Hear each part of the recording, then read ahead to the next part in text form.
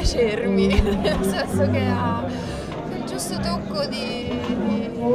mescola le cose in una maniera un po'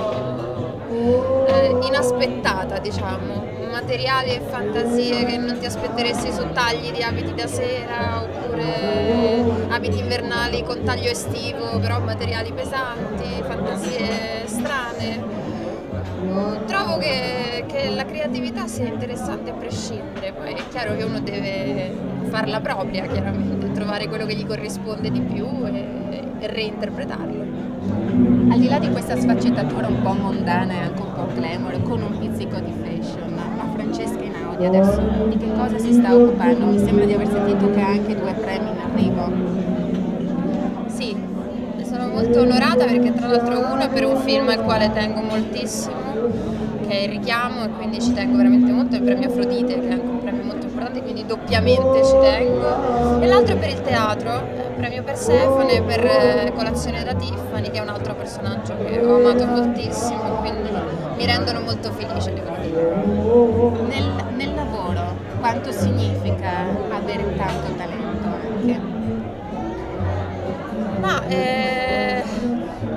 purtroppo non è la componente fondamentale spesso, dovrebbe esserlo, dovrebbe essere quello comunque che differenzia un artista da un artigiano, diciamo, anche se questo è un mestiere con una buona base di artigianato. Penso che dovrebbe contare molto, come conta molto anche la preparazione e un pizzico di fortuna che non basta mai.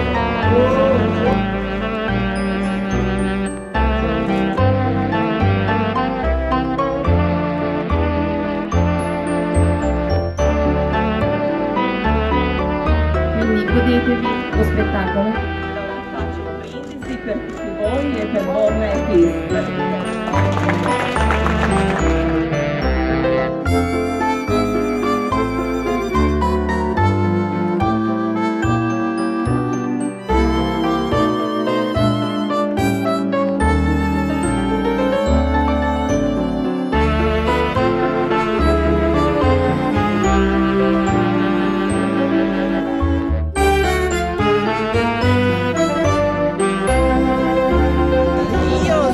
Donna forse non tipica, però penso che ogni donna è unica di sue esperienze e di questo che cosa fa con queste esperienze. Per me penso che ogni momento di vita, ogni profumo, ogni sapore viene in me digestito e esce fuori in qualcosa che canalizzo in questo che faccio, il modo di vita che ho, nelle creazioni che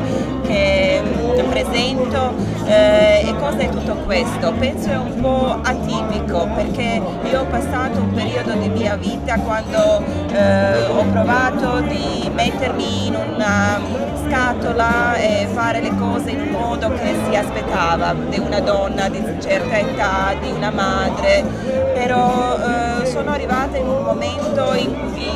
cui ho scoperto che questo non funziona per me, che questa scatola era troppo piccola, che tutte queste convenzioni che ci trovano nella società, nella religione non funzionano per me, non perché non posso seguire le regole, ma perché ho superato le regole, perché ero molto buona e facevo tutto dentro le regole, però il mio spirito non viveva più, era un po' stanco.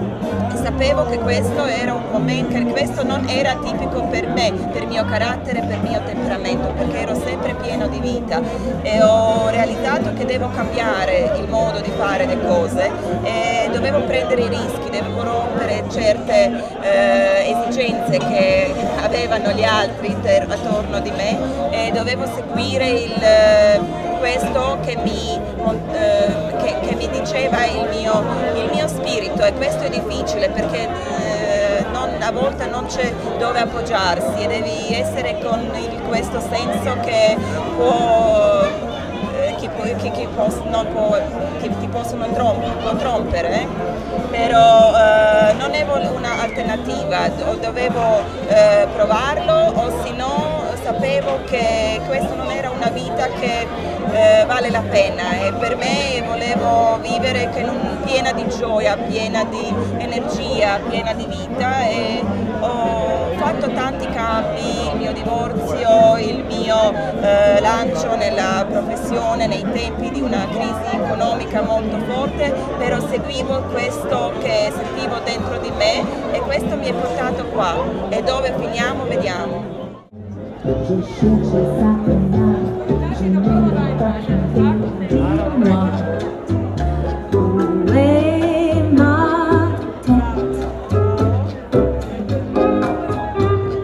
J'ai perdu mes bras sur la place de l'Opéra. Je ne les ai pas trouvés. J'ai cherché ça et là, dis-moi.